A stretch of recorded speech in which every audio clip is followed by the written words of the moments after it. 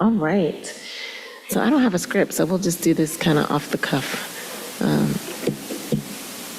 Vice Mayor Kearney, this is really your meeting. We just need to take a vote. So this is the Healthy Neighborhoods. We can lead this together. Okay. Okay, good afternoon, everybody. So, this is our quarterly Cincinnati City Council Healthy Neighborhoods Committee and Cincinnati Public Schools Board meeting. So what we do, for those of you who are new to this process, is we look for issues that we can collaborate on. How do we problem solve together? So today, I think we have more discussions about different topics than actual presentations, but we'll see how that goes.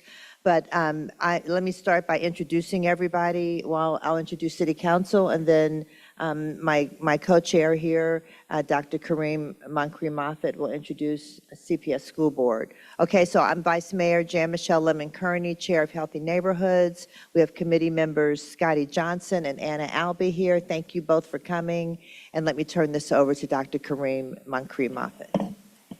And I am Dr. Moffitt, and to my right, let me start. I've got the Vice President Eve Bolton, and then to my right, I've got board member, why did I do, no, I don't know. I lost my train of thought. Kendra Mapp, I'm sorry.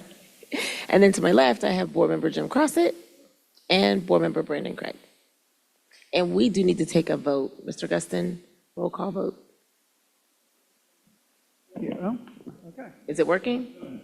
Thank you. Just need to do a roll call for attendance. Mr. Craig? Here. Mr. Crossett? Here. Mr. Lindy? Ms. Mapp? Here. Mrs. Weinberg? Vice President Bolton? Present. President Moffitt? Here. And this is being live streamed. And so, Rob, do we have any instructions for those that have questions maybe? Want to post it online? Yes, if you'd like to speak during the speaking of the public for our side, please click the hand icon. We will invite you, ask your school and association to the district, and we invite you to come in during the speaking of the public part of the session. Thank you. Thank you. And I should also mention that we have our director for our Department of Community and Economic Development, Kareem, I've said Kareem Moffitt so many times now, Markia Carter. Everybody's going to be Dr. Kareem Moncrief-Moffitt. Markia Carter, thank you so much. I thought there was going to be an announcement or something. I know. And then from our Clerk of Council office, we have our Deputy Clerk of Council, Nicole Crawford, and we also have Lisa Carrion. Thank you so much for being here. And I think City Cable, yeah, Steve Sobel was here. There's Steve, okay. And City Cable, there you go, Steve Sobel. And we do have some public comment. And we have, from our administration, our Deputy Superintendent, Dr. Alicia Smith, our Assistant Superintendent, Amy Randolph. We have our General Counsel, Dan Hoyne. We have our Chief Information Officer, Jeremy Gullahue, and our Board Admin, Ms. Phyllis Davis. And our Treasurer, I'm so sorry, Mr. Michael Gustin. Okay. Okay, I think what Mr. Sobel was saying was if anyone wants to make a comment and you're here, okay, I thought you were holding up the names. I'm like, wait, who are they? So if anyone would like to have the privilege of the floor here in person, please just go over next to Sergeant Kennebrew. And Sergeant Kennebrew, I should have mentioned you earlier, thank you for being here, and fill out a yellow card, and then Rob already gave you the instructions online. Okay, without further ado, I'll turn it back over to Dr. Moffitt and we'll get started. Okay, so we wanted to be able to give us a slight update, and now we are out of our government shutdown, but SNAP has impacted our students. And so we wanted to have our administration, and Superintendent Murphy could not be here tonight because she's with your husband at the African American Chamber event. However, we wanted to explain, we've had a lot of questions around what can the district do with regard to distributing food like we did during the pandemic. And we wanted to answer those questions publicly and give you all an update on how that impacted us. So I'm going to turn it over to Dr. Smith to be able to provide that SNAP update. You can sit there or you can stand up and go. Okay, I got you. Mr. Rob Wilson is behind the scenes there. Questions. I must come here first, then I can sit down for the questions. So a lot happened when we all heard about SNAP and our young people and families may not have food. Immediately, the superintendent called us together and talked about what are we going to do. Initially, what we did, we reached out to the schools because our schools have a lot of community input partners. So we created a spreadsheet of everything that we could possibly do. We did food drives. The community partners came in and gave food. We also let them know where every place in the community they could go if they needed meals. So we cannot, by law, give out food and just hand it out anymore. When we did that during COVID, we had waivers from the federal government. We no longer have those waivers, so we just couldn't hand out food. And that's what people were thinking, well, we did it before, but that was with a waiver. So what we know about what has happened now with our schools, if a student is totally impacted and needs anything, they go to the principal, they make sure that it happens. If it need additional support, they reach out to one of their assistant superintendents, and then we dig in even deeper. But right now, if you looked at that spreadsheet and the things that have been done for our young people and our families to walk away with what they need in order to make sure they eat, because that is one of the survival things. We need to make sure our young people eat. We have a plan in place for them. So we feel really good about what we did. We feel even better about our community and our partners that showed up and just was like, this is what we're going to do and this is how we're going to help you. And we appreciate the city making a phone call immediately and saying, what could we do? So now I can have a seat according to Rob, and if I have questions, you guys can ask me. I just want to say I really appreciate that. I know that CPS continued to serve breakfast and lunch. The concern was really about dinner and also weekends, and so thank you for stepping up with that as well. My understanding is that all the SNAP benefits have been returned, at least for now, that people are getting their full SNAP benefits. Is that correct? Is there any confirmation? Yes. Now that's on what that? I've heard. Okay. Yes. Okay, that's good to know. Okay, thank you. Well, the next topic is on youth employment and after-school programming. So there was a question from one of our board members on our side around the police presence around schools and our dismissals. I'm going to let Board Member Bolton, whose question that was, expand on what she was looking for. Yes, thank you very much. I think we've talked about this. Matter of fact, last time I think we were in council chambers, our big focus at that time was the downtown transit centers. And then I know that we've all started to receive some very good news about improvements there, but also improvements as well at the transit centers at Oakley and also at Northside. I know I've been to both of those community council meetings during the campaign time and heard reports from the police that do a great job reporting in. So that's good, but I think when we last talked about the downtown transit center area and downtown concerns, I think we also raised that we had heard as well some concerns about the volume of our young people, be they the little people or our teenagers, at dismissal time. For the young kids, it was really about pedestrian safety at dismissal and really at arrival too, which is where we do, frankly, have had some serious issues over the years, more at the arrival to school for our youngsters, for pedestrians. And we've done a good job, I think, trying to address it, but it seems as though ever so often we're still having that. I know on maybe 4 occasions this year so far, we've had the pedestrian issue. For our older students, particularly at the high schools for dismissal time, one of the things we raised when we were in council chambers before was that those high schools that are located, and many of them are located on the major thoroughfares for sure, and some of them are also located very next to a business district. I can think in terms of Clifton Heights. I can think in terms of Bond Hill, Westwood, and what have you.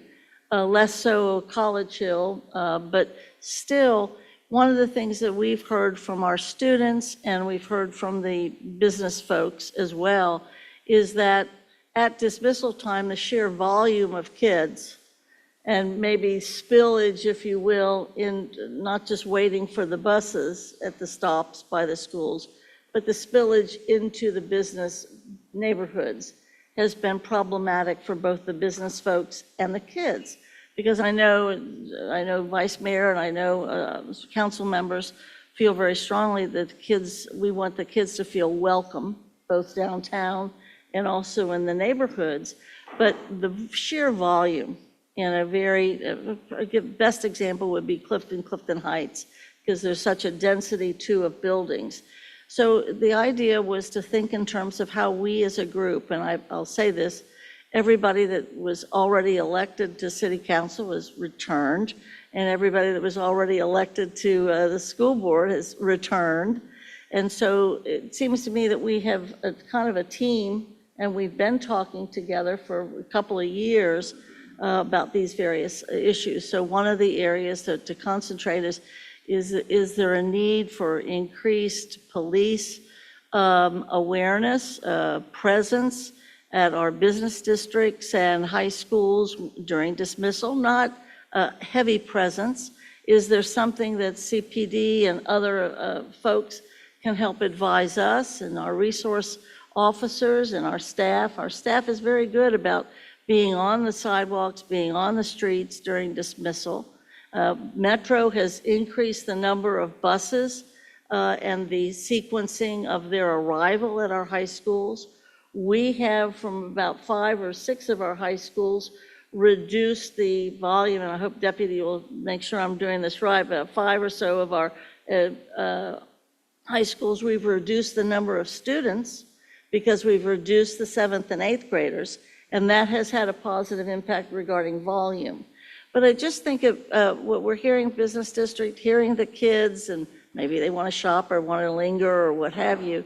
Is there something we all can do together to make the dismissal time more effective and efficient, as well as welcoming, and also less problematic?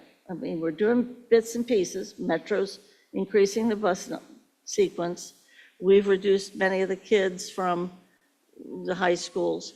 But what are our thoughts regarding the role the city can play in those times?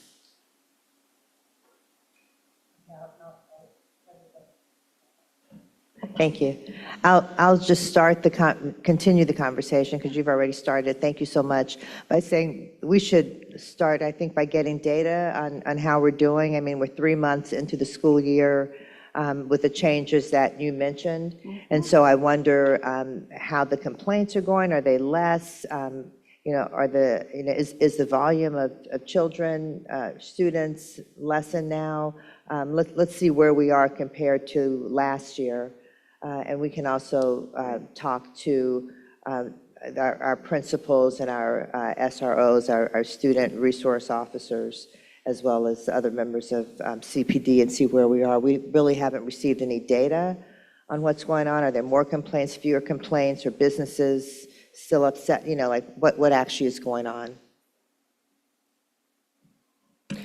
Thank you. Thanks, Vice Mayor. I should say Councilmember Albee. Yeah. Yeah, and I'm going to raise this as a question just because I don't remember where it landed, but I remember there was a question at one point around doing staggered dismissal times to kind of diffuse the number of kids leaving at once, to kind of spread it out a little bit. Where did that conversation go, or that land? It's my recollection that happened the first 2 years after the extra routes were done, and indeed that worked. The staggered time helped, as well as the increasing of the sequence of the busing. And what it is now is that I think it's still the density at dismissal. We have a number of kids, obviously, in our high schools that have a tremendous amount of extracurricular activities that are there, and we want them to be able to stay, whether it's tutoring or whether it's athletics or art club or whatever. That's great when those kids are staying there, and we need staff inside our buildings during that time so that they're not unsupervised. So I think the staggering worked, and I think I don't know if our assistant superintendent knows any more about it, if they're still doing staggered dismissal times at the high schools. Yeah, come on. Amy Randolph, Assistant Superintendent, High Schools. Hello, good evening. So the 9 through 12 students have to have 6.5 hours per day. So with the school's start times and end times, I mean, there's just very few minutes that they're able to really play with. So right now in the buildings that are 9 through 12, like Withrow specifically, because of transportation, does have a little bit of a staggered, but it's not, it really depends on how quickly the metros can get there. But the actual school, because of the hours of the school day, there's not like 15 to 20 minutes between each group of students, especially in our 9 through 12s. K-12s, the 7 through 12s have a little bit more flexibility because of the hours that are required. If I could ask a question, could you give us the names of the high schools where the 7th and 8th grades have been removed and put into our new our middle schools? Aiken, Hughes, Schroeder last year, West High, Withrow, and Woodward. So we have 6 high schools now that are just 9 through 12. And a few of those were part of the kind of the higher density, particularly looking at Hughes and what have you. And West High was always been a pedestrian issue, I think, for Yep. us. Thank you. Okay. Yeah, so that was one part of the question. I think Vice President Bolton, you hit on it in terms of those after-school programs, right? My personal thought is like, how do we get the kids to the fun activities, right? So, I'm definitely here to help brainstorm of what does that look like. I know, and I saw Director Betts walk in, I know our rec centers are often pretty packed with after-school programming, but I think there's maybe some fun, creative ways we can brainstorm how we can partner together, because I think all of us would love to get kids into safe activities, whether it's a sports team, a job, or some other type of club activity, et cetera. So I'm here to partner on that. Great, thank you. Anyone else? I was going to say, I wanted just to maybe add a thought onto what Councilmember Abbey said and maybe clarify some other parts too, but to one of the things we're seeing in the district. But I think part of the struggle when we talk about this is that 9 through 12 are 9 through 12 buildings have their own kind of world to them now that's different than what was there last year when they were 7 through 12. And part of that is that 7th and 8th grade students, so we see this at Schroeder now, this year, and we saw a little bit last year, the 7th and 8th grade ended at a different time, they started at a different time, and in theory, they should be leaving the area at the right time. What we do know happens sometimes is that they then travel to the area where the high school students will be and kind of wait and kind of hang out. And I think there are some opportunities for us to figure out something, especially for those 7th, 8th, and 9th graders, where they may not be traditional jobs, but there may be opportunities for them to participate in a program or some type of activity, given their ability to get employment is limited in some ways. That's different for our 10th, 11th, 12th graders, because they're at a different age range, they're able to do more things, and they are typically going to different experiences. I know in around the UC campus, we do see a lot of the changeover in the mornings, and the afternoon is still different because the students are still able to come over, and they're not just the students from Hughes that come over to that area. There are students from other schools that come down to the area to hang out with the folks that they know when it's not cold. So that's the other factor. If we have weather control, that would be a great way to keep some of our students from hanging out. I do think we also will want to, at some point, and we're working through some of those types of things now, is to think about what opportunities that families can be a part of as part of that opportunity after school, or that's opportunity for students. I think, we have our community learning centers at our buildings, so we can offer more opportunities for a whole family to come in and learn a skill or learn a trade or work on a project together or be a part of something together that makes that engagement that might happen where a big brother or big sister can bring their sibling with them back to the building and do something that might be a way to keep all of the family together in a little bit safer space. And that's one of the efforts we made with trying to provide transportation opportunities where a older sibling could ride with a younger sibling, or a younger sibling could ride with the older sibling, trying to keep them in the same buildings. And so I think those are other things that we can certainly look at from our community learning center model and some of our community partner models to provide resources. And then the third thing I was just going to say is I also, we're working through it, and I know I probably talk about it way too much at our board meetings, but career tech opportunities for internships and externships throughout all of our partners. And I would imagine there would be opportunities even within some of the city to provide opportunities, especially for some of our older students, to be able to come up and shadow or do some of those type of things that all those things give value to a student's life. And I think that's the one thing I've been a little bit concerned with when we talked about density, though, is that the incidents have typically not been the majority of the students. It's the 5 or 10 who do not seem to have the same value for their own life as we would want them to have or as we would have for them, who will do things that then make the larger group look bad or do things that would make folks or impugn the rest of the group based on those smaller numbers. And so I think when we give folks opportunities to do stuff that is enriching, but also may give them some reason to come back to school every day, they're more inclined to not get into stuff after school. And so whether that's athletics, whether that is a club organization, whether that's a job, or whatever the case may be, I think there's just maybe some opportunities for us to do some of that thought process work as well, is providing opportunities for internships and externships, both throughout the district as well as, potentially in some of our city partners as well as the city in some cases. That's wonderful. I was going to say the city is expanding its internship opportunities. I know Mr. Daniel Betts, our Cincinnati Recreation Commission director, just walked in to talk about another item on the agenda, but he's been talking about expanding the city's Youth to Work program beyond summer jobs to year-round jobs. So we'll give you an update on that soon. But I know that Activities Beyond the Classroom has a lot of after-school programs. How are they doing? Are they still working in the schools? I know they give meals and then they have after-school activities. Yes, they're still working in the schools, and we still have opportunities, and we have Schedule E, but I agree, as Vice President Bolton said, looking at the number of kids, I think we start with the data of the number of kids who are not involved in an after-school program, right?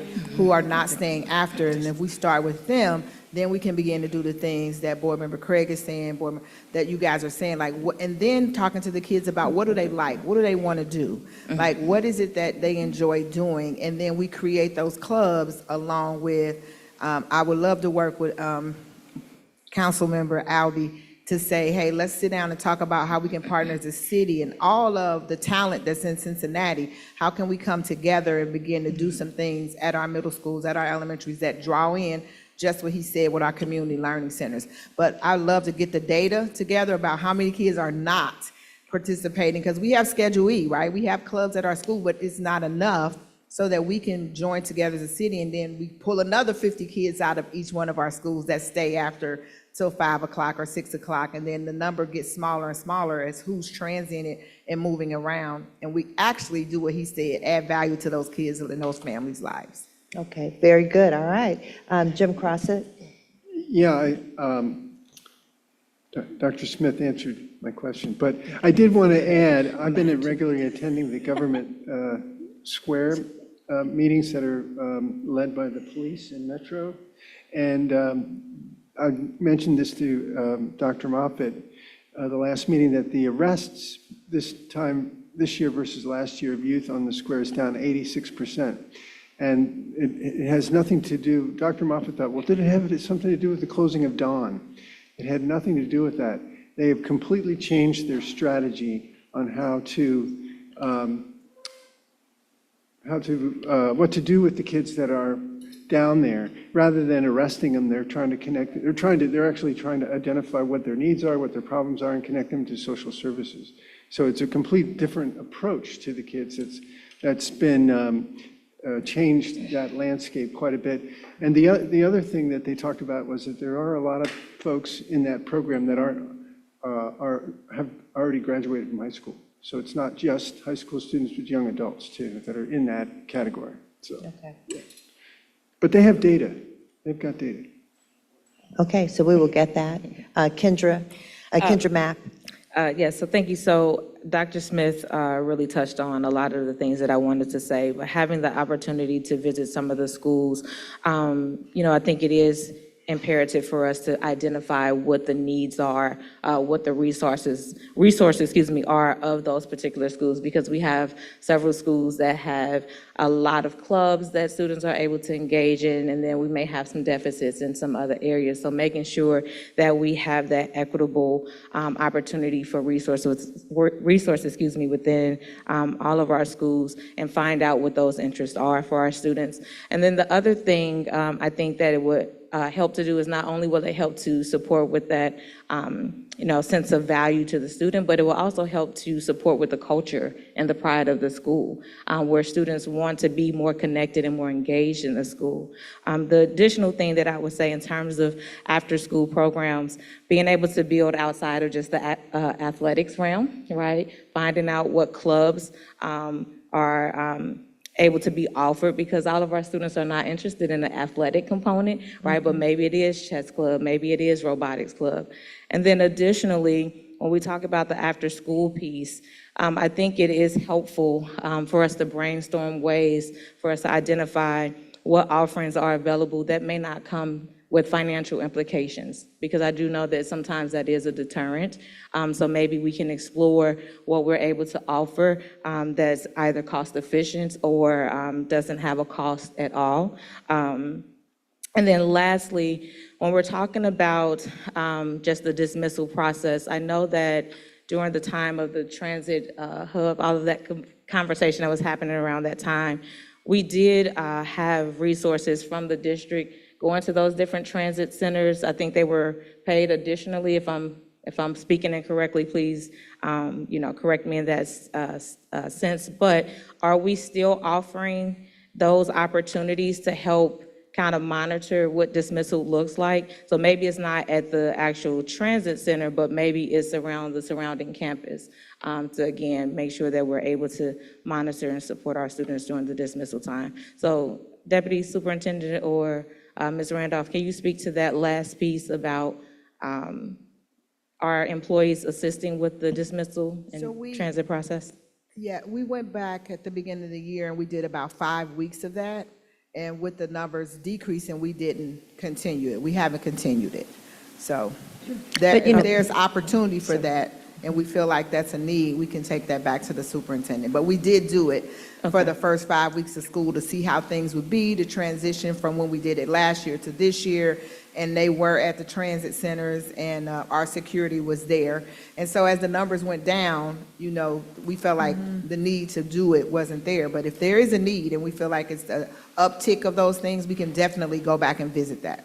Perfect. And I think that is, if there is the need for that, I think is really helpful and essential, because at least those individuals are familiar faces, right, to our students, and so may be more responsive to getting to where they need to be during that dismissal time. I just want to mention too, now the city does have ambassadors, Iris Rowley's group, and they are at the transit centers every day that school lets out, and sometimes even during times that, I think they're actually there later now, beyond 6 o'clock or 7. Yep. So they're at the transit centers, with our kids and checking to see, as Mr. Craig said, what resources they need, what issues they have. Also, I was going to say another good partner in this is We Mentor Sensi. So that's a collaborative of a lot of the mentoring organizations in the city, such as Cincinnati Youth Collaborative and many other. There are a lot of mentoring organizations, and now they are collaborating. And the idea is to have citywide mentoring so that all the students who need or want a mentor get one. And so that's another positive that I think will definitely help with this. And definitely our people were working with Ms. Rowley and her team. Yeah. Our security people were. I also want to say, we talked about this a little bit, Councilmember Albee. The success of the Rec at Night program with the city has just been phenomenal, and that's to Director Betts and his team. But we also talked about, we have staff, but we can't afford to necessarily pay them the Schedule E. But if we could some kind of way merge any available funds that you all may have and a pilot to have some of the same programming that Recognize had. I think that that would be a perfect fit to align with some things that kids are interested in, like hair braiding was one of those things, T-shirt making, some of those really creative programs that the kids had in the summertime. But maybe we could, or some of our staff and some of our teams could do it on a schedule either way. We pay them just for X number of weeks. They get a small stipend. And so let's also explore some of that too, because you all have the ideas, we have the staff. Sounds like a perfect combination. But I think the first step is for us to collect the data. So to the administration, Assistant Superintendent Randolph, Dr. Smith, sounds like we need to survey some students. We also need to find out what they're interested in. But then maybe we could get some information from the city around what are the incidents? Are they having any? Are there any neighborhood complaints? So at our next meeting, sounds like we're going to be able to get some more data. Vice President Bolton has. Oh, Vice President Bolton? My particular interest is to make sure that, and I think folks that are viewing this, all of this is completely interconnected. The youth employment, the extracurricular activities, the mentoring, what have you.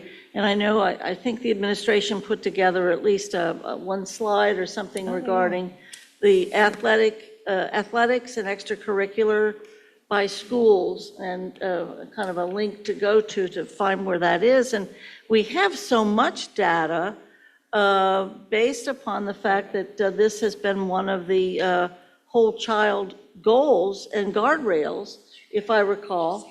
If we need some of these, or the slide itself. There you go. Rob's got it up.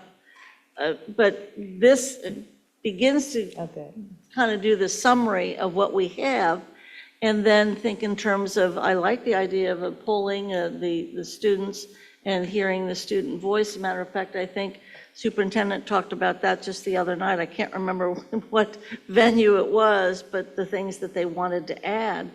And then this career piece, I kudos to the recreation folks, but the reality is that the city is one of the number one, if not the number one, employer of our young people. And I think we've even talked about having, increasing the internship kind of thing. And I think that whole junior co-op that somebody talked about last year or the year before is cool, because that's within the city. It's like the cadet program and what have you. So the kids have to feel a part of their city, and we want them to love their city.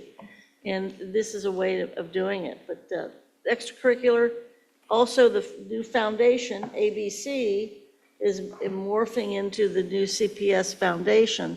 And part of 10 or so priorities, one of them is internships and career, and another is extracurricular activities. So it's happening.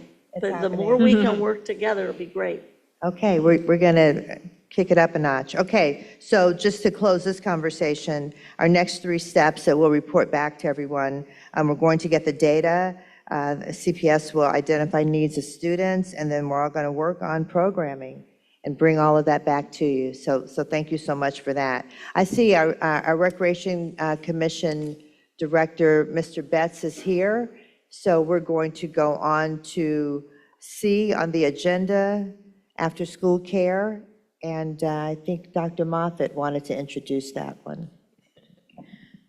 That was a nice segue into, Dr. Moffitt, you do that. So we received, at the beginning of the year, we had a lot of conversation from our parents that were experiencing, what they were asking us for is, hey, hire some more people so that our after-school care at the rec centers can be staffed. And we quickly brought in Director Betts, and he shared with us that they were working on this. It was not a staffing, come all the way down this way. It really wasn't a staffing issue, it was the timing issue. And so we wanted to get an update on that, and I'm not exactly sure if our administration has any additional context, but one rec center was Hyde Park, and then I know the rec center by Cannes was also impacted as well, but Director Betts can.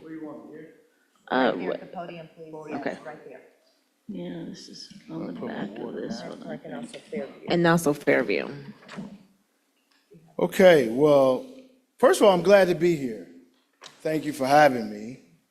Eve, it's good to see you in Good this to space. see you, Director. You're also in spaces with us with CRC, and glad to have you on our board. I apologize for my dress attire. I was not anticipating this meeting. My wife and I, on Thursday nights with my oldest daughter, we do yoga and meditation. And so I'm in my meditation, get ready gear at 7 o'clock. We won't disturb you. So, That's what we Your need. chi. so your question is about, and let me also just say that I'm definitely in the right space when I see young people in the back and parents. And clearly the conversation is around after school and young people and employment for young people, which is extremely important to me as director of Cincinnati Recreation Commission. Your question around after school, be it Hyde Park, be it over at Clifton, Fairview, and Canes, I think there was just some miscommunication about CRC's ability to staff after school. And so I want to set the record straight so that people, the viewing audience, and this body knows that there is no issue with our staffing capacity with Cincinnati Recreation Commission. The issue, I'll take one at a time, the issue at Hyde Park is an issue of space. We're in the school at the pleasure of the school. The school has space usage and needs for the school, and we understand and respect that. So there's always this conversation where we're in a school with that school principal and with administration around what additional spaces can we occupy to increase our capacity. At Hyde Park, we've been in conversations with that principal around our waiting list, which we always have a waiting list at Hyde Park. That is nothing relatively new. We serve at Hyde Park After School roughly 197 young people. We do it based on our license. That is not a licensed site. I'll talk a little bit about licensed sites because I think that there's a little confusion around what is a state licensed site versus a non-licensed state site. Hyde Park is not a licensed site, but all our sites, we operate under efficiency around the state requirements, whether it's state licensed or not. So I want to clear that up. 197 young people. We're working with the principal to get more space in the after-school component so that we're able to expand. Now, what that means, it's really simple. If we're going to expand, we would have to expand our staffing component at that site, and we would go to our board and to city council and to the city manager and say, here's a need, here's what that need would cost. Would you give us the dollars to expand? It's quite that simple. This is not rocket science in terms of our ability to service communities where there is truly a need. And so for Hyde Park, we're looking and working with that principal and community to see if we can get additional space. If there's additional space, then we will work strategically, internally with our board and with the city to get funding to accommodate that. We're not there yet. So that's where we're at with that particular site. In terms of, I believe it was Clifton, in terms of that you had asked about, in terms of Clifton and Fairview, right. So we have in the Clifton program, 120 kids. We're not in the school there. We're not in either one of those schools. We're operating our after-school program out of the rec center. In that building, we're only able to accommodate 120 kids under a licensed childcare program. Again, let me be clear. That site is not licensed by the state, but we operate by state guidelines, whether it's licensed or not. So we're not going to put kids in rooms that won't accommodate kids for childcare, closets, small spaces. And also when we're doing licensed childcare, the state requires us to have the room set up in such a way that it is aesthetically friendly to kids. And those rooms have to be dedicated, so I can't turn a gymnasium into a child care facility. All right? Now, far as what we have talked about at Clifton is having more conversation with Fairview and Keynes about whether or not they have space in their building. If there's space in their building, then we can do the exact same thing that was mentioned about Hyde Park. We would then assume that space, we would go to the city and say, we want to expand our staffing footprint so that we could be in those schools. Does this make sense? So this is that is the truth, the authentic truth for both of those scenarios. The things that I think sometimes get caught in the weeds or miscommunication is when folks who are not close to it are giving their opinion on it, and then the opinion gets misguided, if you will. All right? Was there something else related to either one of those? No, I think as you've been on the emails that we got at the beginning of the year, the parents were really angry, like, hey, CPS, hire more people. And we were like, well, wait a minute, this is not us. So we brought you into that conversation. We wanted to have the authentic truth directly from you at this space so that parents understood that this is really not operated under CPS and that they had the information directly from you. Yeah. So, and again, we will continue to work in both of those scenarios because there is opportunity. Childcare across our city is an issue for parents. I heard somebody mention affordability. When the caveat for being connected as a licensed childcare site is that the parent or the guardian of that child pays a percentage of whatever that weekly fee is. Most often, at the most minimum, that fee can be $140, $150 a week. You have 2 or 3 kids, that becomes, even for folks who are working with good incomes, that becomes very challenging, and we're very much aware of that. So for us, we raise money through our foundation for youth and families who have that challenge, whether they're in a licensed child care site or not, where we're able to subsidize. Every year, we're subsidizing families anywhere between $50,000 to $100,000 out of non-general fund dollars that our foundation raises on behalf of these youth and families across the cities. And then as far as, I heard some conversation about youth to work.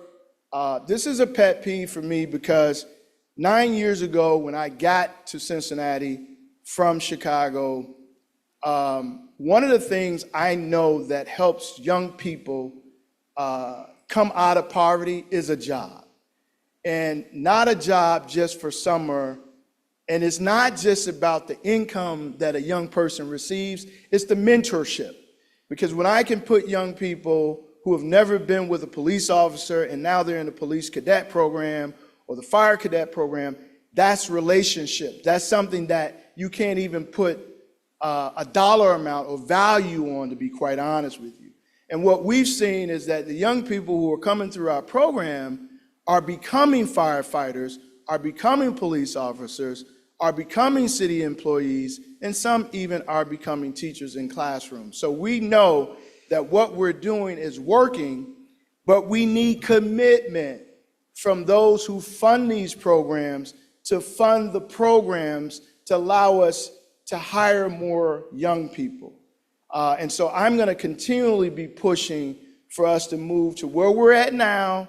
This past summer, hiring roughly about 120 kids, which is a reduction from the 500 to 600 kids that we were hiring. That has to change. We have to shift that. And let me also say the hiring component, talked about mentorship, why that's important. But the other piece of hiring these young people year-round is we're finding that these young people are coming from homes where they may be the only young adult and or person in the home with a job. And so it's also changing generational choices that they're seeing in their everyday lives. So we want to continue to build that up. So I'm glad to hear that you guys are talking about how do we do that. And then as far as Rec at Night, this program is amazing. I know the council member Albee has mentioned that we'd like to see some expansion. We're going to be applying for the B13 grant that recently hit the street. We're looking for partners. If you're a partner and you're looking for space, CRC has 23 spaces across the city. We would be a great partner for that. But what we're looking to do is expand Rec at Night, because we know that when we started it, it was geared toward the 9 neighborhoods where police told us was an uptick of youth violence.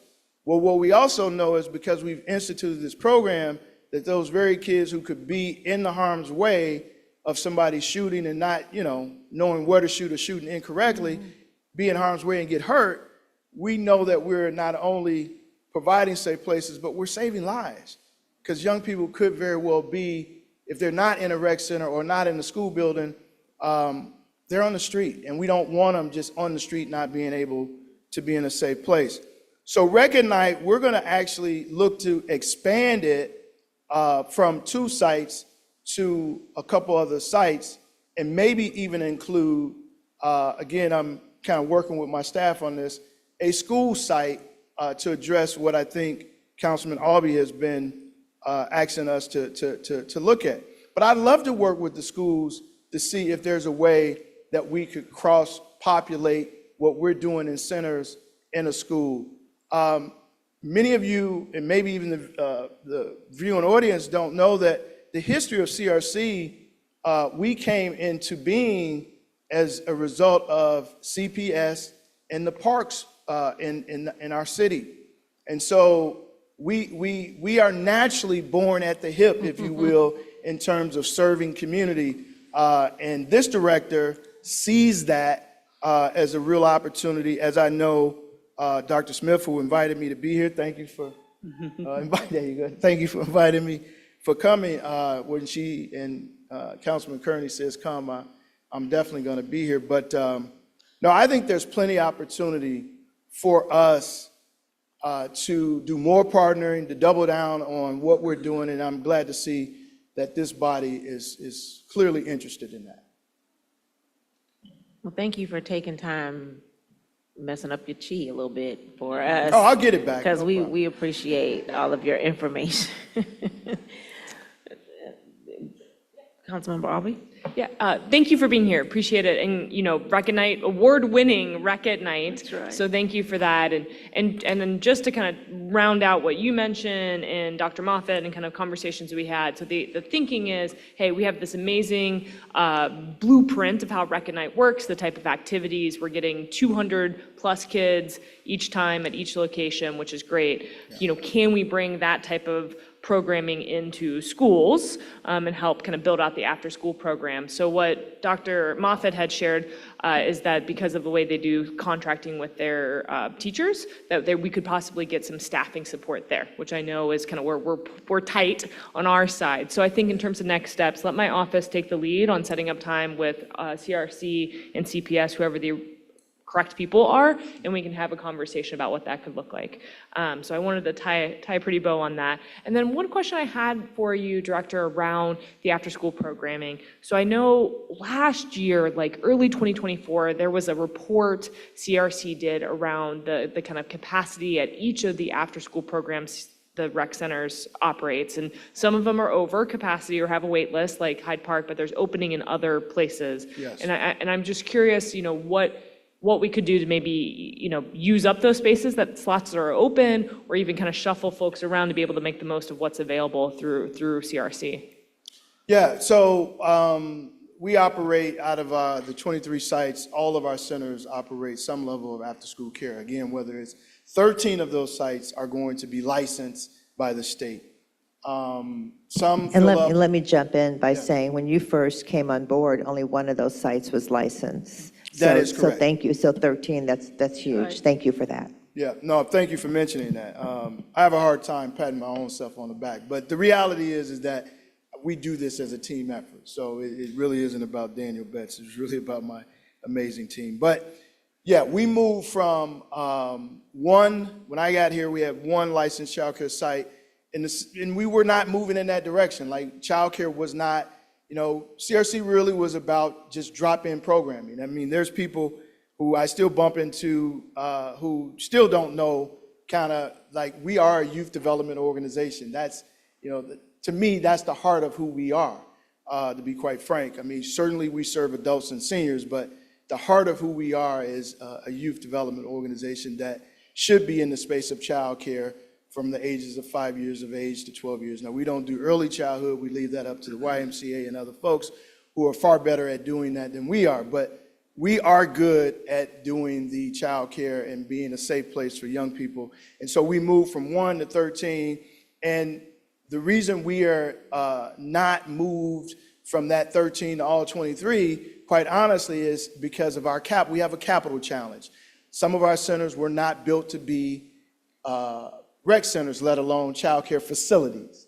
And so we would need huge capital investment in order to turn some of these buildings around to make them, from a space perspective, make them accommodating to meet the approval and the standards of the state for childcare. But we have a strategy, and we've been working behind the scenes on that, doing that kind of one at a time and getting there. I'm sorry, I kind of forgot your question. The question was around capacity. So we have openings in some of our rec centers and the after-school programs, and we're, got wait-lists in others. How can we make sure we're making the most of where we have the openings and maybe help alleviating some of the pressure on where we have the wait list? Two things. One, I would say for parents, we have 52 neighborhoods. As a Chicagoan, a guy who grew up on the south side of Chicago, I get the affinity to being connected to neighborhoods.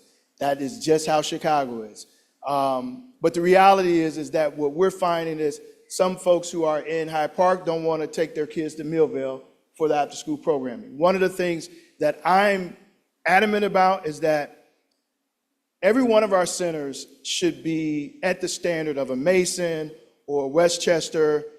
We should not dumb down our facilities based on where these facilities are at. Support folks who are living in poverty, who are in a Millville community, should have an experience that in a facility that speaks to something greater than what they're seeing in their own environment. Does this make sense? Yeah. And so one of the things we see is that centers where there's more affluency, there's more income, they're filling up fast, and the centers that are in low-income areas are not filling up as fast, and we're encouraging people to make that track across the 52 communities. One of the things I love about Cincinnati, unlike Chicago, is you can get to anywhere in this city in 15, 20 minutes. That's right. That is a beautiful thing in a city when you're coming from places like Chicago, New York, some of these big places where it takes train rides, and even the train ride is 40 minutes to an hour to get where you're going. So I think there are some territorial lines that we've just inherited that we'll continue to call out and be honest about. I think parents at the end of the day have to put their kids where they feel most safe. But I can tell you that the product that we're offering is going to be just as safe and just as quality at a Millville as it would be at a Mount Washington.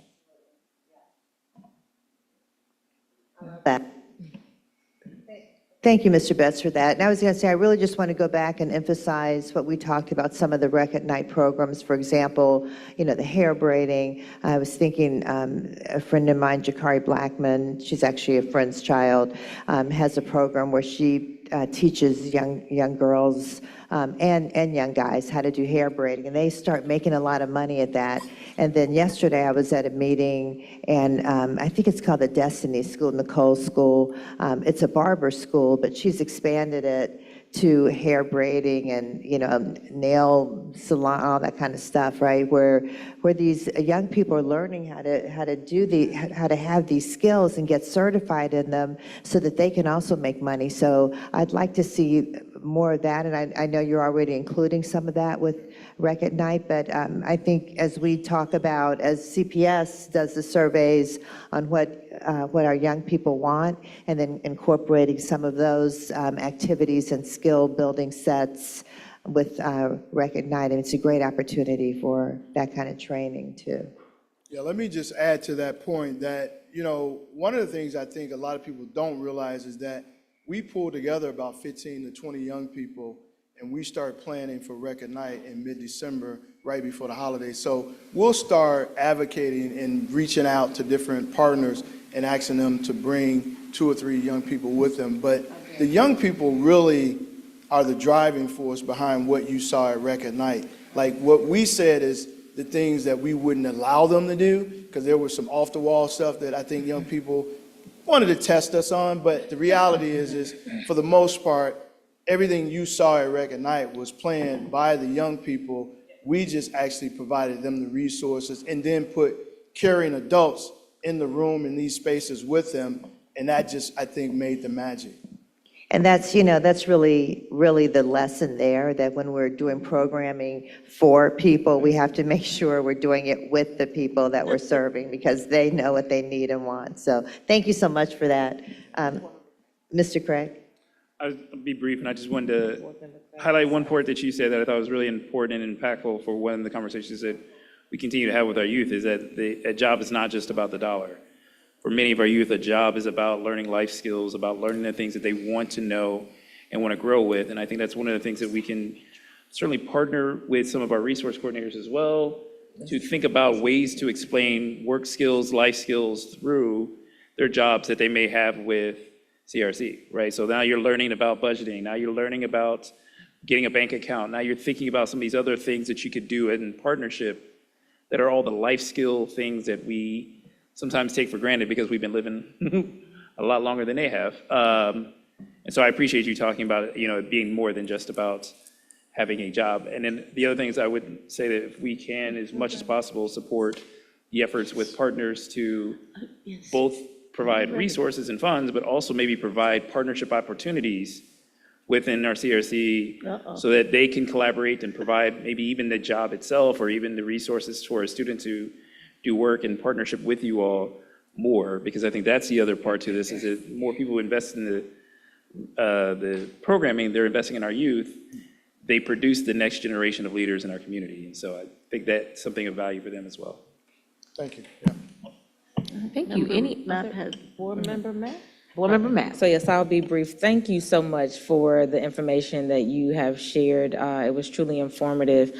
You spoke about the collaboration, and so I am curious to know, has there been an opportunity to work directly with our resource coordinators, which they typically have a pulse on all of the things that are going on with the students, as well as the parents and the families, and bringing those resources directly into the schools, and kind of have an idea of what is needed? Have you had an opportunity to work collaboratively with our resource coordinators? And if not, I'm curious to know, what are some ideas that will help us to drive that effort forward, so that we can make sure that the different, rec centers are being able to be filled with our students and supported?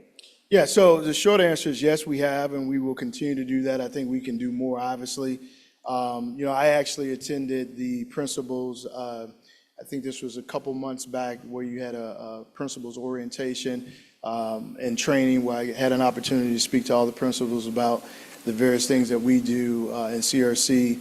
And I do know that at the most local level at our rec centers, our facility managers that we call SACs, they're working directly with resource coordinators. I've had an opportunity and taken opportunity to work with resource coordinators, particularly in the College Hill community, as well as over in McKee, to actually activate and do programming. So I feel like we're doing that, but I think there's always opportunity for us to do more. Can you speak a little on what that more would look like, so that we can make sure that these are, this is the opportunity, right, in the time and space that we have, so that we can ensure that we are impacting change? So it doesn't have to be long, but just, I'm curious to know No, kind of an I idea. think real simple. I think things like, just being aware that we are a resource in what we do. I think oftentimes, when I arrived here, one of the cliches from folks who have been in CRC 20, 30 years is that we're a best kept secret. but I don't want us to be a secret. I want folks to know exactly who we are and what we do. And so some of that is not necessarily any fault of resource coordinators or CPS. Some of that is just on us to make sure that we're making connection with resource coordinators and assuring that they know, what we're doing from the after-school space to the summer hiring to the year-round hiring that we hope to do eventually. I think those are just making better connections is what comes to mind for me off the top of my head. Yeah. All right, thank you so much. Yeah. Vice President Bolton? Yes, just to put a couple things, kind of a ribbon around a few of these things. One of the reasons that there were several hundred less kids that we could employ through the Rec Commission, in part was the end of a lot of federal dollars. I mean, that were no longer there for hiring or what have you. So that the funds make a difference as to what we're able to do, whether we're getting it from the state or locally or what have you. I'd also suggest that what you mentioned about the space issue is so critical. We have that same situation from a standpoint, and we've spent all this time regarding how we are using our space best and how we can redesign it, and we won't go there right now, but we do know that the Recreation Department, Recreation Commission, has a really good 6-year master plan for physical development, facilities development. And we know that at least at 12 or more of our schools, our next door neighbor is a recreation center. Whether you're talking about Cans in Clifton or Sailor Park, or indeed, space is a problem at Hyde Park. It's one of the few schools that we have that we don't have a space for even preschool. Yeah. And so it's an issue. Right. It seems as though, as we have been talking, and I know Mr. Craig particularly has been involved with this, the planning what our next physical effort, facilities effort would be, could easily coincide, easily have a confluence with what recreation needs. Because the reality is our infrastructure in both of these entities is such that with a little bit of work together, whether it's Cans and the Clifton Recreation Center, or whether it's, North Avondale, Montessori, whatever it is, if I would like us to think about what their 6-year plan looks like, and maybe have administration come back and at least talk to us about what we're thinking. I think there's a chance, a chance that this could be done well together, and the community would value that. They want to see us to cooperate. They really do. Well, I think on the recreation side where we've had conversation, anytime we've looked to build a new facility, I've been out front in saying that we really should be far more strategic about how we combine facilities, right? Like, I've used Denver as an example where we actually built a rec center and a school, and that school and rec center was combined by the gymnasium. We overtook during the school day all the athletic programming for the school and did the after-school programming component as well. I think so to me, I think part of it is getting out of this mindset that, this silo thinking or this turf thinking when we're serving the same kids. How do we do that better by looking at joint use facilities, whether new and or old, because there's existing opportunities, I think, in our city that are old that we can partner on or look to partner on that could make sense. The other thing that I just want to, and obviously run risk of, but again, I just feel like your comment about the funding. Yes, the funding was a part of the federal reduction, but we also have had consistent city divestment and funding on youth to work. So I just need to clarify that because the reality is that there's two sides to this, right? There's what we receive from CDBG and that funding, and then there's what we receive from the city. And again, I'm going to always advocate that the earlier that we're able to intervene in a young person's life and impact them, that is good policing. That helps police, that helps fire, that helps the city.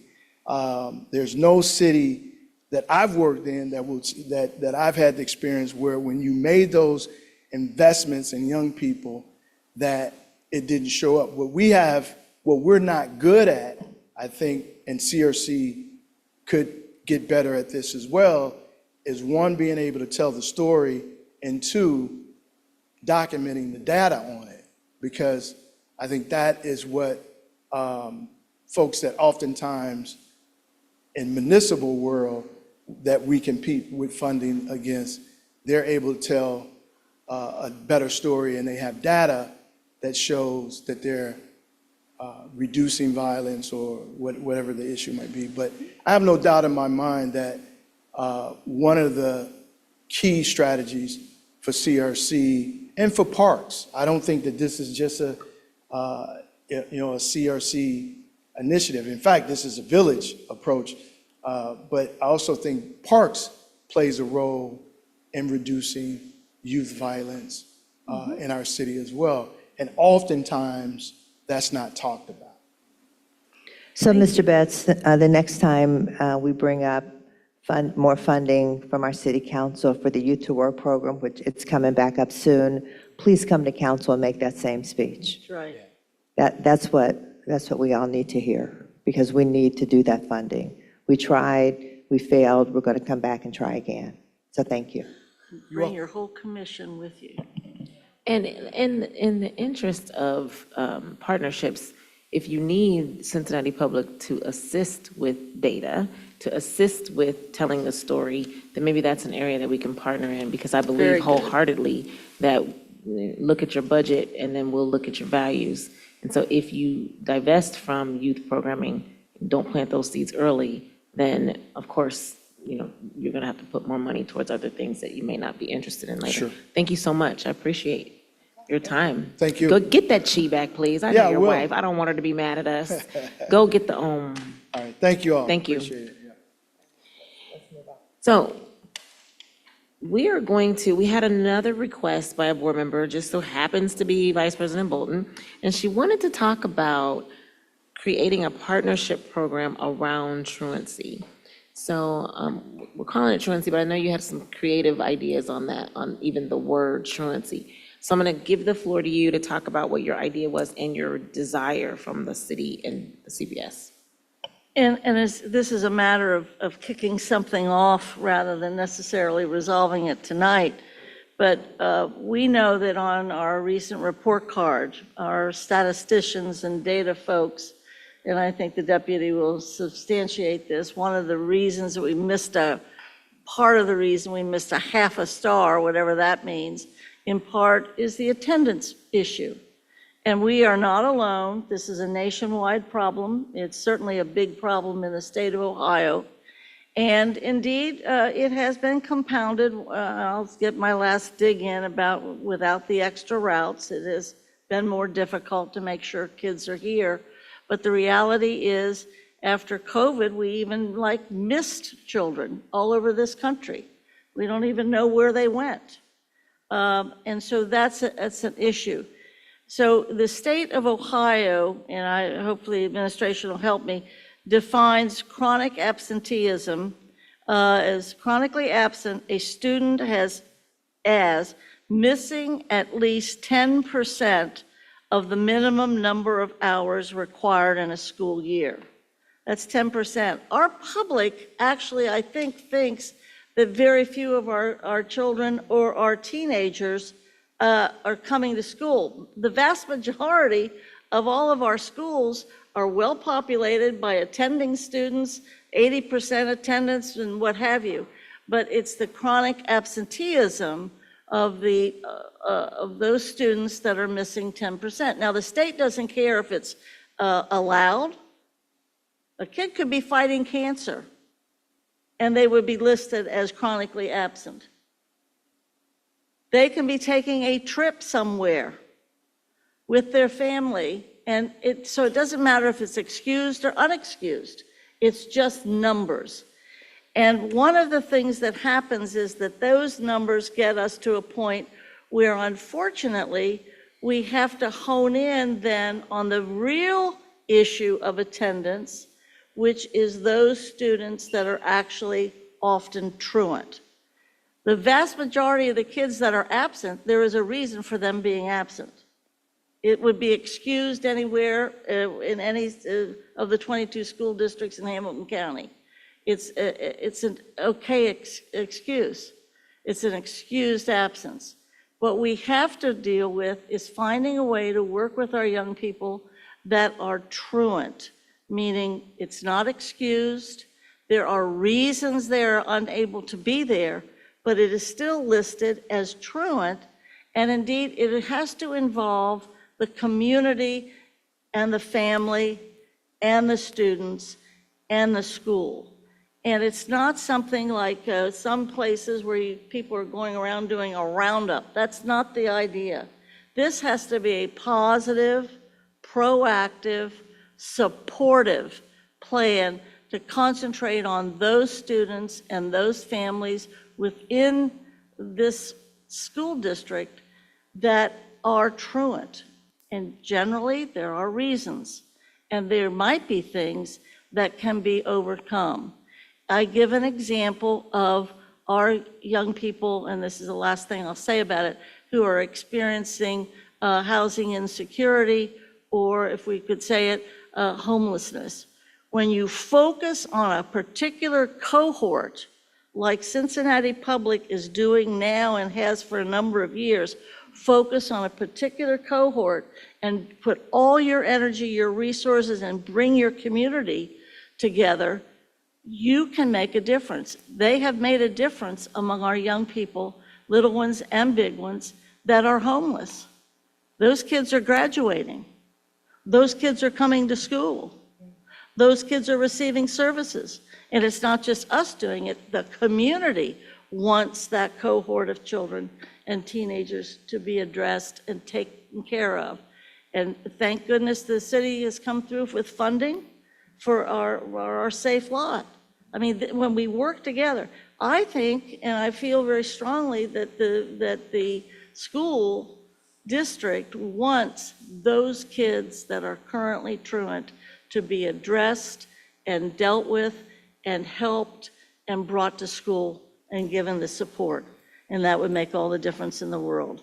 But it has to be a concerted effort, and we need everybody to help us with that. So, Vice President Bolton, thank you so much for that. Truancy is something that keeps coming up. And so can you, or can anyone from the board or the administration just tell us what steps are in place now when children are truant? And does the school also say that truancy is the chronic absenteeism that's not excused? Is that the definition that we're using for truancy? Okay. It is the definition. Okay. Right, so once a student comes into any school, as Board Member Vaughn said, after 100 hours, they belong to that school. So once they reach those 100 hours, they are ours. And so once they get to that 10%, they are considered chronically absent. Does not matter what it is. There is no unexcused. They are chronically absent. What we have in place is we have a lot of things in place that we're trying to do. I believe that we do need another layer of identifying those kids that continue to be chronically absent. But if the child is, some kids are medically fragile, just they're sick, right? Asthma, those kind of things can keep a child home 2 or 3 days. So we have a social worker in place at our schools. They do home visits to go check on kids and see where kids are. We have nurses in our school, so if the kids are sick, we try to make sure that they have what they need there at the school. We do all kind of incentives to get the kids at school. We talk about being at school and how important it is. We have meetings with kids, like, hey, you've missed at the high school level, you've missed so many days, what's going on, how can we help you? Because life is happening to some of our young people, so trying to bring them back in and then as we have the wrap in the schools that wrap their hands around them as well to say, hey, they are now homeless, or they are now having some problems with they're now in foster care. We have some things that just happen to our kids, but we have lots of layers in place, but we still have a group of young people that we need to meet and give some additional support to. So when a child is sick, and I understand what you're saying, some children are recovering from different illnesses and really can't be at school, are they still considered truant even if they're at home, like with an at-home plan? Not where we're talking about truant now are the kids that may not be sick but that are not coming. Those kids that are considered chronically absent, right? They still fall into the same pot when you look at the state requirements, when you look at us getting our points for students being at school, they all fall, whether I'm truant or sick, we all are in that same pot of chronic absenteeism once I reach that 10%. I think Board Member Bowden, and she could correct me, is that we're talking about another layer of kids that are not coming that we really want to reach and work and create a program or a process that says, how do we now support this layer? Because they have another layer of barriers that we may have to help them work through in partnership with each other. Okay, I understand. And then I want to ask you too, because it's really concerning. You were saying during COVID, and we've heard this a lot too, that some children just kind of fell off the grid, and so we're not sure where they are, and it's been hard. They've still been hard to reach. So Yes, that's true, and that's happened throughout the country. And as the deputy has said, everybody that is chronically absent may not be truant, but everybody who is truant is chronically absent. Right. But it's all that same cohort, and there's no differentiation. So I do think that there has to be another level, and it might not be the city. In reality, it might be more of a partnership with the county when we think in terms of services, family services and what have you, or even the courts.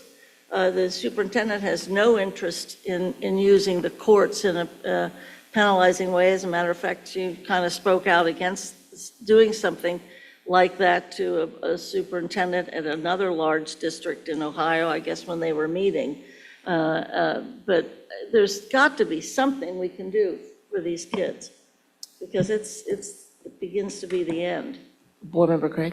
I just also wanted to add a little clarity, though, on this. And Yes, so when we please. talk about chronic absenteeism, in some ways about versus truancy. So if you showed up late to school every day by 1 hour, you will end up being chronically absent. You're not truant, you're at school, but you are 1 hour late every day, and those hours add up to more than 10% of you missing more than 10% of the Ridiculous. school day. So part of what we are talking about is not necessarily the students who will miss an hour or two of day, or who have medical appointments, who have all these other things that add up to them being chronically absent, because it's by the hour, not by the number of days. What we're really talking about are those students who it's now a pattern of behavior where they're missing more days or missing days for reasons that are clearly not related to them being late to school, having a health issue, or other reasons. I think the other thing to this also in this conversation around truancy versus chronically absent is kids who are 10, 9, 8, 7 are not truant because they decide they don't want to go to school that day and don't show up. They're generally truant because there's a situation at home that allows them to be truant. Right. Kids who are 11th, 12th graders who have the opportunity to not go to school by them using public transportation or other means, that's a different conversation also. And so I think we may be having to have two different discussions around that. Excellent.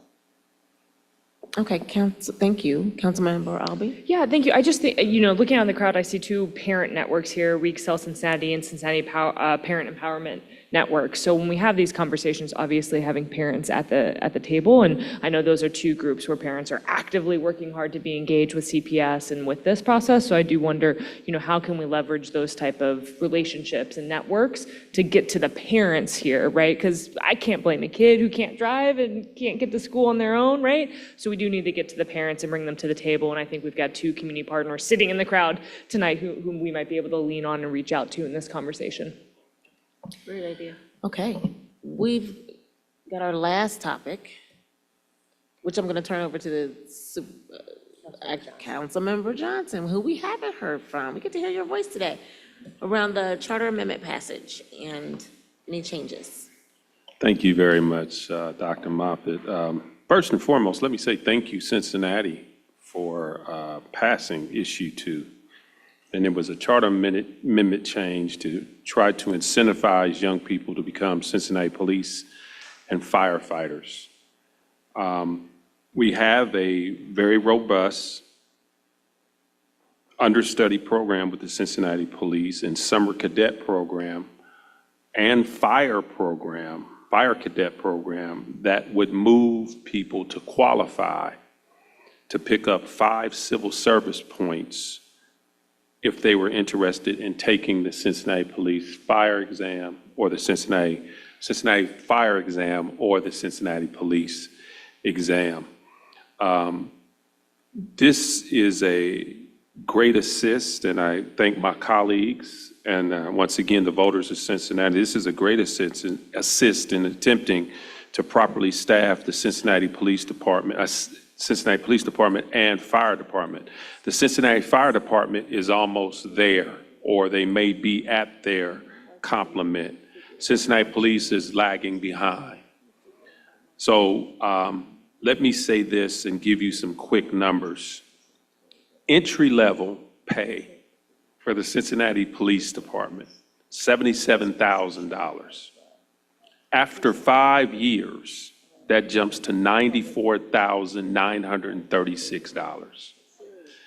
That's good living in Cincinnati for young people, for a lot of young people, or it's good living all the way around. Then on top of that, I can say this, the opportunity to make overtime is almost endless. So as a Cincinnati police officer, you're with very little overtime. You could be sitting on 6 figures very, very easy. Cincinnati Fire Department, you enter as a firefighter 1, you start at $80,610. Firefighter 4, you move up to $89,758. And then there's the fire specialist and the firefighter apparatus at $96,700. And fire department does provide overtime also. So issue 2 was a great incentive to help try to do what we can to properly staff police and fire.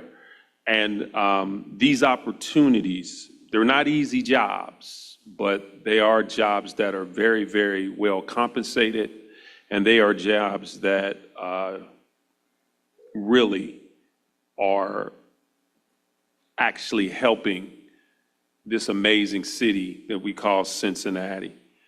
So I salute the voters, I salute my colleagues, and those that are interested to become a Cincinnati police officer. 513-352-2971.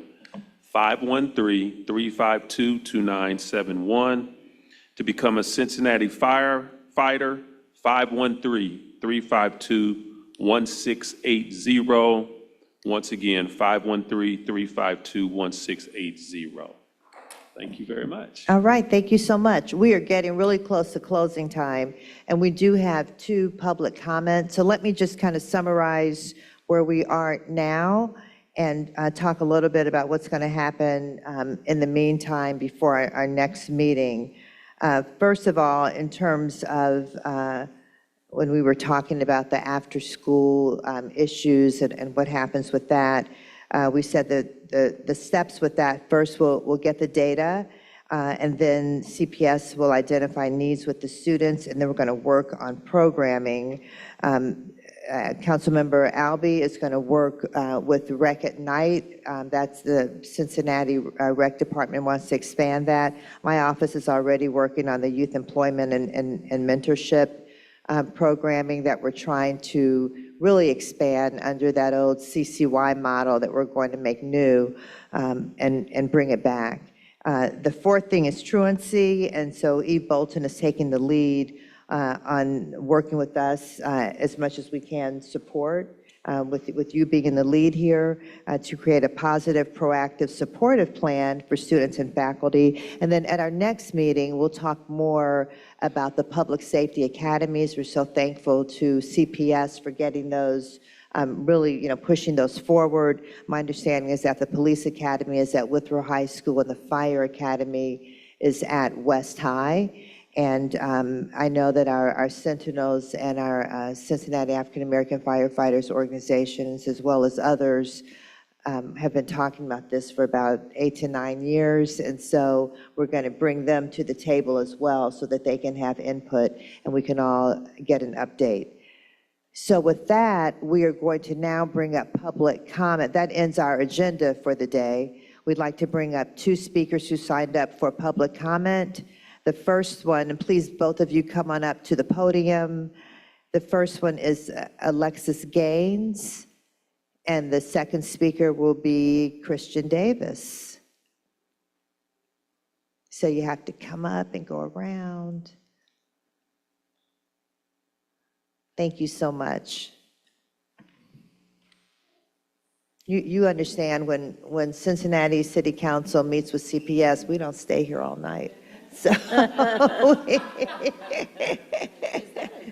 we run a tight ship. It's the room. It's the room. Yes, we run a tight ship. Okay. Okay. All right, Ms. Gaines, go right ahead. Hi, good evening. I was wanted to piggyback on basically with the The deputy superintendent, Yes, ma'am. Dr. I wanted Smith. to, I'm a graduate, my daughter is a graduate of class of 2025. She attended Hughes STEM High School. And basically, long story short, she rushed out and moved out. She's attended UC College.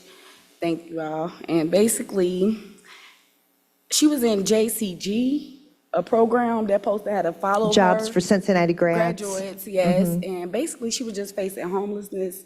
And I paid the rent, but thank the Lord. But I was piggybacking on her, like, why don't you build relationships? Like, I was trying to tell her how to build a relationship with Dr. Williams and stuff like that, because I believe I was a kid that my school was like a second home to me, my security guards, like stuff like that. So I was piggybacking on JCG. And basically, I'm like, why aren't you still building a relationship? Why aren't they reaching out to you and furthering you and following you through college and your home and stuff that I guess that's what the program she told me she was a part of does. But now that we detached a little bit and we're moving on to UC, she don't have as many resources, and the program that she was in, I felt like, why weren't you secured to go back, which is I'm pretty sure. Like I told her, you can go back to Dr. Williams and she can get you back connected with the young lady who met with you. But I feel like they still need somebody to follow them throughout once they leave school, because sometimes they do make big, huge mistakes, which is moving out early.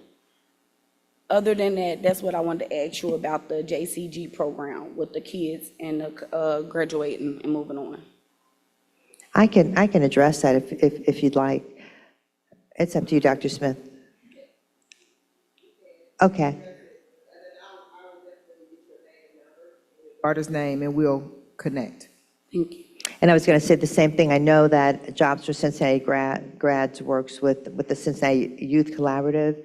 And so I'll reach out to them to see that, to make sure they reach out to you and your daughter. Thank you. And I really appreciate that, because the connections are important. Even after, after our young people graduate or after programs are over, we want that relationship to really continue. And so thank you for bringing that to our attention. And congratulations to your daughter for graduating, and kudos to the parents. Who I say, family needs to get a lot of applause for that, because that's hard. That's hard work, and the most important work is parenting. So thank you so much. We appreciate you. I've got your name and number here, and I'll pass it on to Dr. Smith. And my one last other concern was back to Dr. Brown. He left and I chased him out the room. But diversity, kids being involved. I'm worried about brown kids that look like us. I love that saying, and I care about all the kids. But diversity is something that came up with the vouchers and me living in North Avondale and my kid being able to attend Clifton Fairview Rec. Well, Clifton Rec because my daughter is a Fairview kid too. And basically, I learned that if I wanted him to be in a diverse connection with the Clifton kids, which he was the last one on the way, that got in before they started the waiting list. So I know the Clifton parents are able to afford it and get their kids enrolled.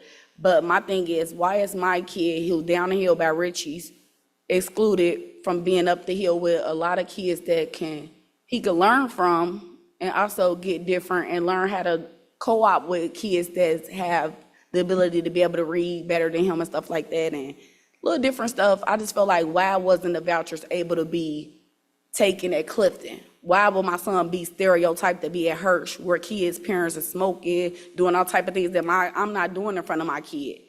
But the kids we are in an environment where we're stuck and our kids are being held to that stuck standard too, Miss Albany, I'm sorry, because this involving both ends. So I feel like y'all need to open up and piggyback on how a kid cannot want to, they parent from Mason will not want to send them to